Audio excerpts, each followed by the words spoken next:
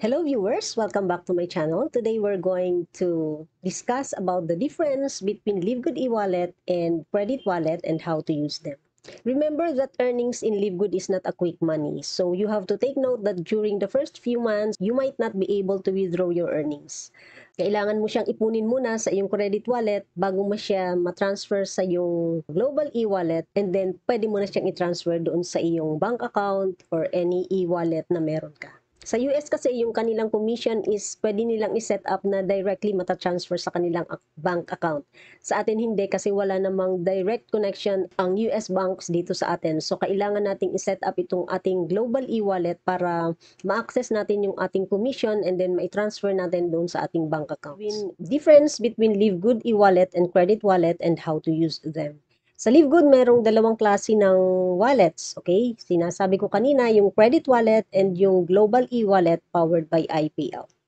And ano ba tong dalawang to? Okay, let's first discuss about the credit wallet. Yung credit wallet is like a bank account that you can use to purchase products, pay membership fees for you or others, and transfer credits from peer to peer. Okay, this is for use only inside LiveGood account and can't be transferred to any bank accounts or e-wallet. Yung global e-wallet naman powered by iPayout is where LiveGood pays you to claim your commission and transfer them to available withdrawal methods like bank transfer, wire transfer, prepaid card, and Bitcoin. The next is I'm going to show you this flowchart para madaling ma-visualize kung saan pumupunta yung inyong earnings pag ni-release ito ni LiveGood. First and foremost, pagkatapos mong mag-register sa LiveGood, kailangan mo munang i-set up yung iyong credit wallet. This one. Para dito papasok lahat ng iyong commission and madali mo siyang ma-access. So, pag pumunta ka sa my earnings, i-choose mo yung transfer commission to my credit wallet and then makikita mo itong tatlong option na to.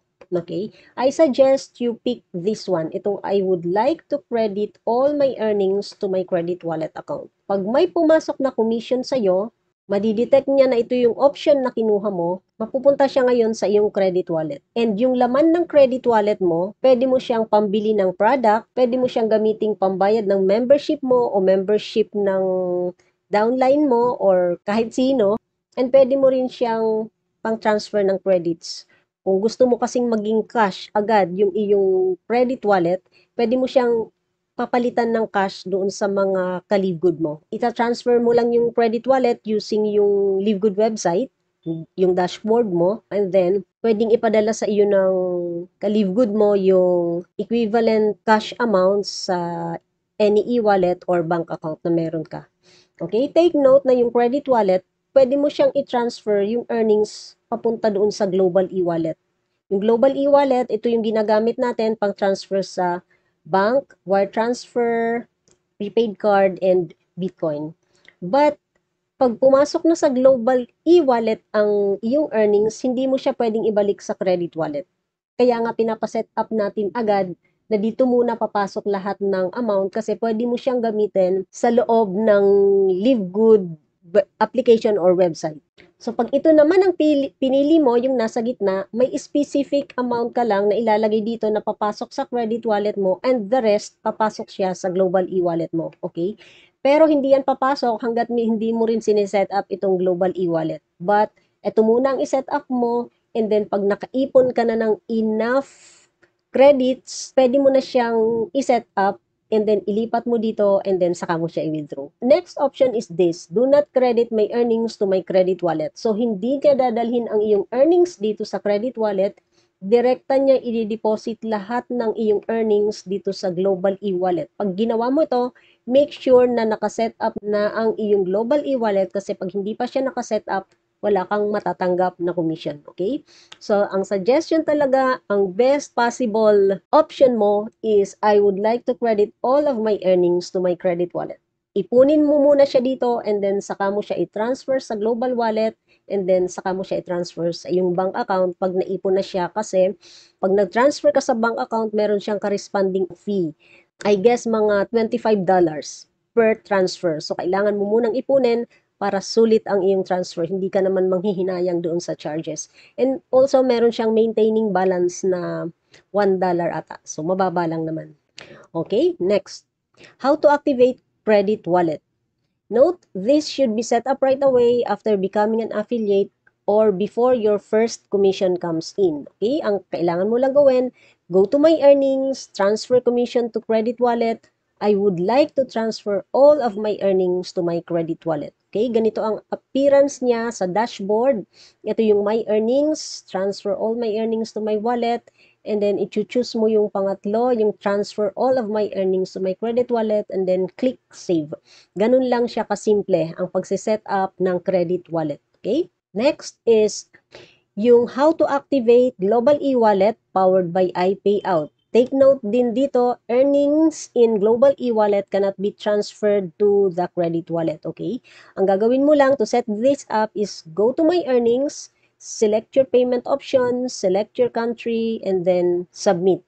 And then you have to wait for an email from support informing you that your wallet is already ready for setup, or pwede mo rin siyang i-check once in a while dito sa iyong dashboard kung ready na siya. Pag ready na siya, go to my earnings, select payment option, isi-select mo yung Global e-wallet powered by iPayout or yung crypto BitPay. Kung meron kang cryptocurrency na ginagamit, pwedeng dito ilagay ng Livegood yung iyong earnings. But then majority is ito ang ginagamit, Global e-wallet powered by iPayout, para it's easier to transfer to your bank account. So ganito lang ang appearance niya. What country do you live in? Mamimili ka kung anong country, and then save, and then eto, i-choose mo na yung payment option mo. Number 1 is Global e-wallet powered by iPayout, and then click save. Ganun lang din siya kadali, pero yung susunod na steps dito after mo yan magawa is mag-i-email sa iyo ang support na ready na yung iyong Global e-wallet na i-set up. Kailangan mong mag-submit ng pertinent documents para ma-verify na yung account na ito is sa iyo talaga. So, medyo masalimuot itong part na to kasi ang pinag-uusapan dito is pera. So, kailangan ihanda mo yung mga documents mo na i-upload mo sa website para ma-verify na yung account is sa'yo. Once na-verify na ang iyong account, i-email ka ng support na congratulations, you have set up your Global e-wallet. And ipapa-download ngayon sa iyo yung Now Wallet from Google Play or Apple kasi ito yung gagamitin mong application para mas-transfer yung iyong earnings kung saan mo man gusto i-transfer. Para siyang GCash kasi 'di ba ang GCash, pag magse-set up ka ng GCash account, ida-download mo yung application. Pagka-download mo ng application, kailangan mong i-set up yung GCash account mo. I-input mo yung necessary information, phone number, address, mga ganyan. Ganon din yung Now Wallet. Kailangan mo din siyang i-set up para mas madali yung pagta-transfer. Ngayon, kung merong mga details doon na hindi mo alam kung paano ipasok, or merong mga codes na hindi mo alam, the best way is to email support. Don't worry pala in setting up your Now Wallet kasi very user-friendly naman yung interface nung mobile app, and madali siyang sundan. So, that's all you need to do para ma-set up yung iyong credit wallet and ang iyong Global e-wallet. But ang advice ko talaga is ipunin mo muna yung iyong credits bago mo i-set up yung iyong Global e-wallet. Okay? Hoping na naintindihan nyo yung explanation, and if you have any questions, feel free to leave your comments below. By the way, don't forget to subscribe, tap the notification bell, leave your thoughts in the comments section. Thank you very much for watching. See you around. Bye!